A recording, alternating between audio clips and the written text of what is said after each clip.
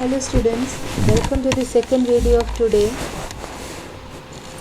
We can see in this slide there is an activity to show that carbon dioxide is necessary for photosynthesis. An activity to show that carbon dioxide is necessary for photosynthesis. In the first terminal examination, activities will come in the question. There are questions of 3 marks or 5 marks to write activity and to draw diagrams. So here there is an activity. More than one time it appeared in the examination. Question is prove through an activity or show through an activity that carbon dioxide is necessary for photosynthesis.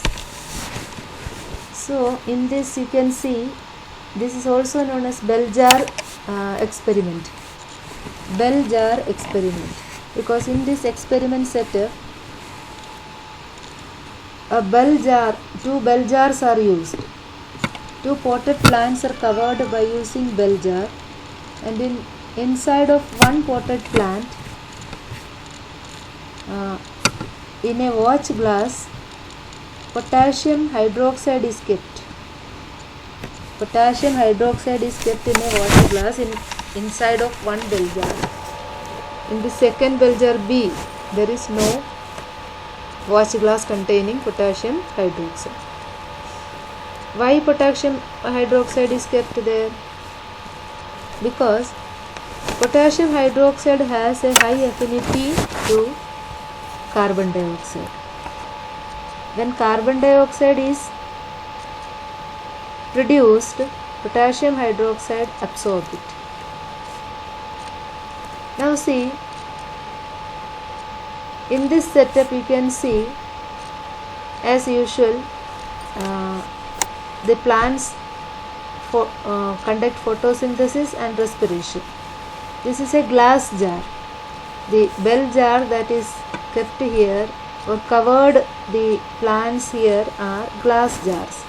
So light can be easily passed into the plant through the bell jar. And this is sealed.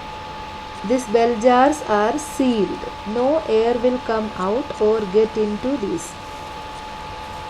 So now you can see the carbon dioxide is produced, and this produced carbon dioxide is used up for photosynthesis. Carbon dioxide is produced by respiration, and in photosynthesis this carbon dioxide is used up. So the produced carbon dioxide through respiration and is released. When it is released, it will be used up, it will be absorbed by the potassium hydroxide in the first jar, and the carbon dioxide left in the jar is also used up by the potassium hydroxide. It has a high affinity. Where there is carbon dioxide, it is combined with the potassium hydroxide quickly. So the activity is given here. Take 2 healthy potted plants which are nearly the same size. Keep them in a dark room for 3 days. Keep them in dark room for 3 days to remove the starch whichever is present in the leaves. Remove starch. Now place each plant on separate glass plates. Place a watch glass containing potassium hydroxide by the side of one of the plants. The potassium hydroxide is used to absorb carbon dioxide. Cover both plants with separate bell jars. Use Vaseline to seal the bottom of the jar to the glass plate so that the setup is airtight. Keep the plant in sunlight for about 2 hours.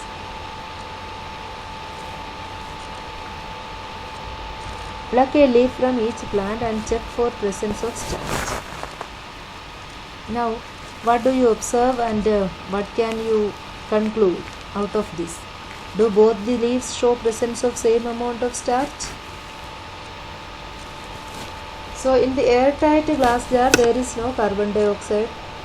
If some carbon dioxide is present, then it will be used up by the leaves or the potassium hydroxide. In the first jar, the carbon dioxide present will be reacted with potassium hydroxide, and it will not be used up by the plants for photosynthesis.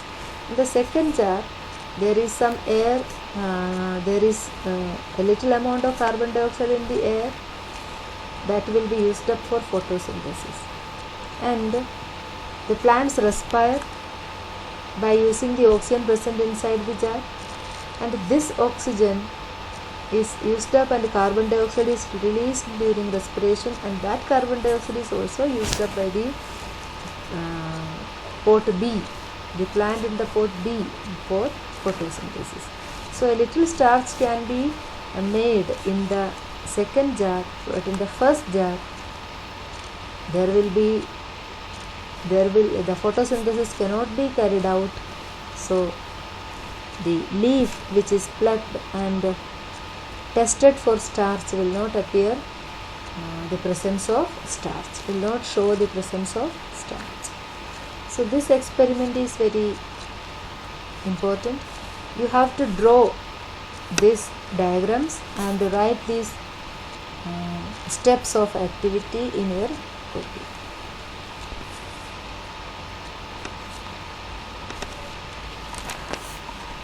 And finally, you have to write the inference.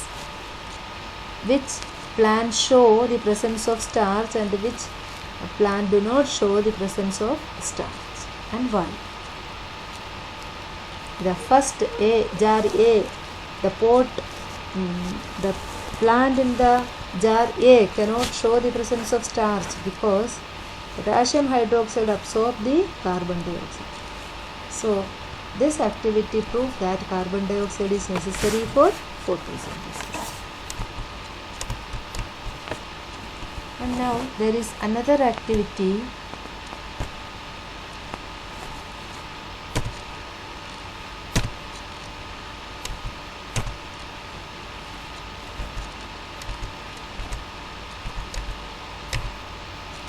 Okay.